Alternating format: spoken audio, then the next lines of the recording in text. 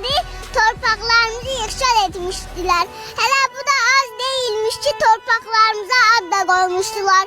Bərdizə yok Laçın, Şuşi yok Şuşa, Karbazar yok Kəlbəcər, İrəvanyan yok Xocalı, Matuni yok Xocavənd, Akna yok Ağdam, Jarakan yok Cəbrayıl, Varanda yok Fuzuli, Samasar yok Qubadlı, Kofsakan yok Zəngilan, İstepanaket yok Xankəndi.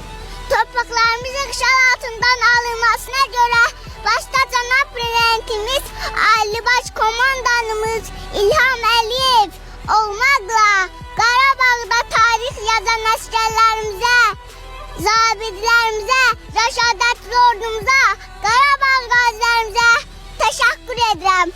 Allah rəşadətli ordumuzu qorusun. Amin. Allah Qarabağ qazilərimizə şəfa versin. Amin. Allah şəhidlərimizə rəhmət eləsin. Amin. Şəhidlərimizin ruhu qarşısında baş əyirəm. Şəhid anaların əllərindən öpürəm.